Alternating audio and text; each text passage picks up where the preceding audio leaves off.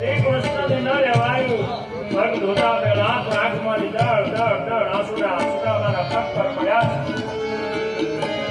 देखी सुदामा की दीन दशा, करुणा करके करुणा निधि रोए.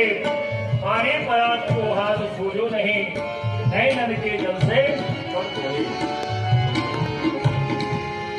मारा मित्र आटली बधी दरिद्रता वेઠી આટલું બધું દુઃખ વેઠ્યું. ભગવાન સીધા રહેવાયું, ગળી પડ્યા અને આંસુ સુદામાના પગ પર પડ્યા.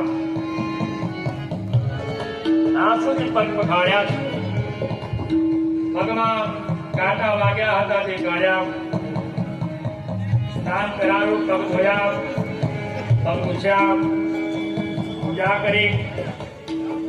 આજે જગતપતિ એક બ્રાહ્મણની પૂજા કરે તો ભગવાનની નજરમાં એક બ્રાહ્મણનું મહત્વ કેટલું બધું વિચાર કરો. પરમાત્માની નજરમાં એક બ્રાહ્મણનું મહત્વ કેટલું બધું. સ્વયં પરમાત્મા એવું કહે છે કે હું બ્રાહ્મણોનો પૂજારી છું, બ્રાહ્મણ ભક્ત છું. ત્યારબાદ ભગવાને જાતે 56 ભોગ તેમને પીરસ્યા, જમાડ્યા. શયન કક્ષમાં લઈ ગયા. સુદામાને કીધું આરામ કરો. શ્રી કૃષ્ણ સુદામાના પગ દબાવવા લાગ્યા. શ્રી કૃષ્ણ જાતે દ્વારિકાધીશ સુદામાના પગ દબાવે, પગ ચમકી કરવા લાગ્યા.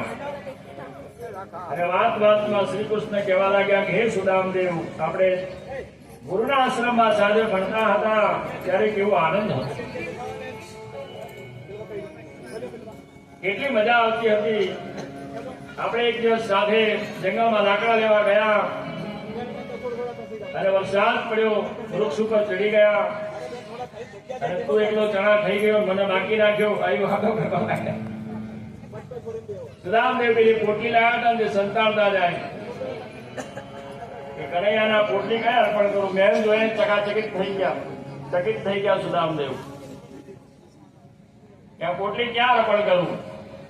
ભગવાન જોઈ ગયા એટલે ધીરે રહી કહેવા લાગ્યા શ્રી કૃષ્ણ સુદામાને કે ઘરે ભાભી મજામ છે ને?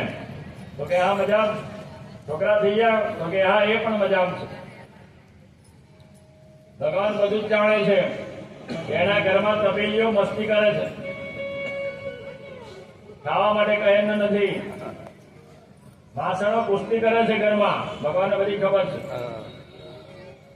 જીવાત્મા અને પરમાત્મા, જીવાત્માની બધી અવસ્થા પરમાત્માને ખબર છે.